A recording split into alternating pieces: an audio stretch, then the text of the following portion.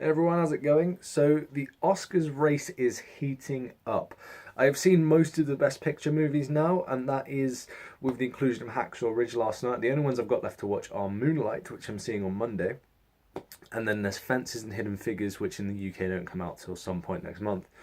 So, we're getting closer to having those Oscar films all out and judging for ourselves before the Oscars come on the TV. And with Hacksaw Ridge, which I just saw, I would be more than happy if that got Best Picture at the Oscars. I mean, I'm not even exaggerating. I love this movie so much. Now, before that, my choice was La La Land, and this is a completely different movie to that. But I'm going to talk about my thoughts on Hacksaw Ridge because it's a movie that I feel like everybody should watch. Now, this is the story of a true hero because we've got a lot of those. We've got our Justice League movies and our Avengers movies, and we're like, yeah, they're heroes. No, this is a real hero because Desmond Doss was a guy that actually existed, and what he did is something truly, truly incredible. And I knew nothing about him before I saw this movie. I mean, I probably should have done, but this guy's an American hero, and the reason for that is because Hacksaw Ridge is the story of Desmond Doss, who is a he's just a mild-mannered guy, I guess, what we're introduced to. He's had his problems in the past, and we find out about this later on in the movie, but the dude doesn't believe in violence. He is, he's a Christian. And what's interesting to me is that two Andrew Garfield movies this year, this one and Silence, have heavily revolved around his character being a Christian.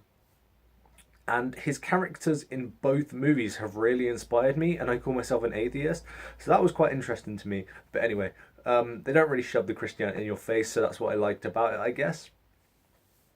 But yeah, Andrew Garfield's character is a Christian, and he doesn't believe in violence, but he wants to enlist in the army because he doesn't want to be that guy that's at home. And it's understandable. Everyone's off fighting, and he's just there like chilling. He doesn't want that, so he enlists to be a medic.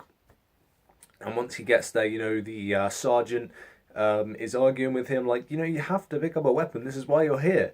But he wins his, I guess, trial, and he ends up going and becoming a medic in the war and surviving with not a single weapon. Now, how mad is that?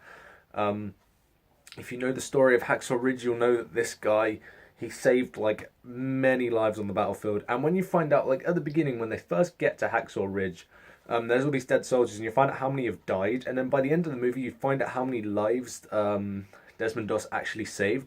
And you think about it, and it's pretty amazing because he saved over half of the lives of the people that died at the beginning of the Battle of Hacksaw Ridge. And it's like, wow, I feel like everyone in the world should know this guy's name. This guy should be talked about in history classes, but, they seem to forget about this sort of stuff. And that's really a shame. But yeah, Andrew Garfield gives the performance of his lifetime. He was great in Silence, but in this, I can really see why he was nominated for an Oscar. He really deserves that, and if he wins, I'll be more than happy. Because Andrew Garfield has really proved his worth. It seems like what happened is they took Spider-Man away from him and he converted to Christianity and started making these movies about his character being a Christian. He was just sort of hinting like, I'm dedicated now. They took Spider-Man from me. This is what I'm doing. But no, on a real note, Andrew Garfield really has proven his worth as an actor in Hollywood, and I hope he gets more work because I love the guy. He's such a great actor.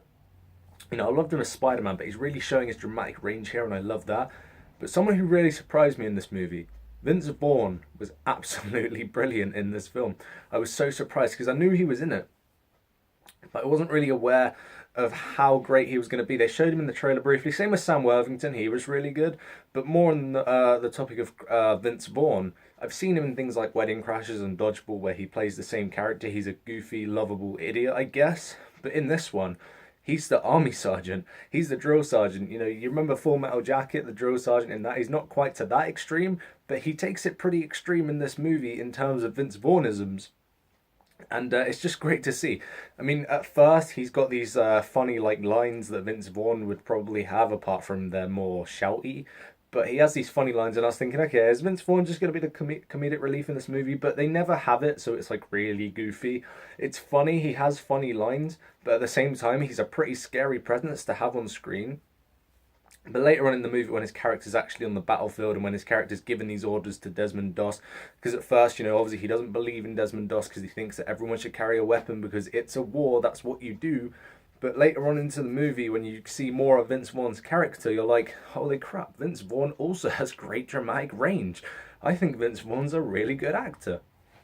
If he had been nominated, he wasn't, but if he'd been nominated for a Best Supporting Actor Oscar, I would be fully supporting that. He was so, so good in this film.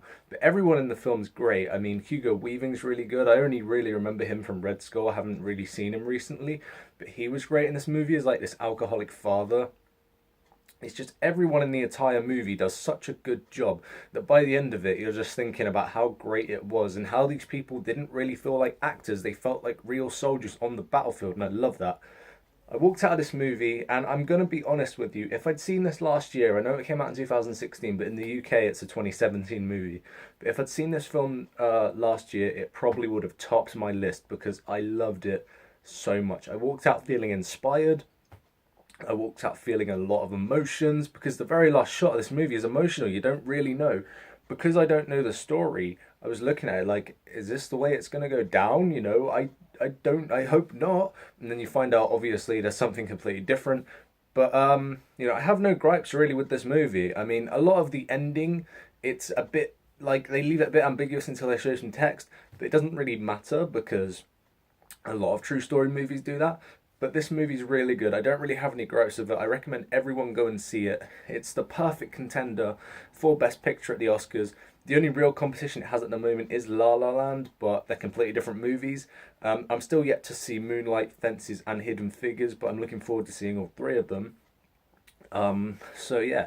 Have you seen Hacksaw Ridge and what do you think of it? Did it have that emotional punch for you? And do you think it deserves to win at the Oscars? And what do you think it would win? I mean, Mel Gibson, man.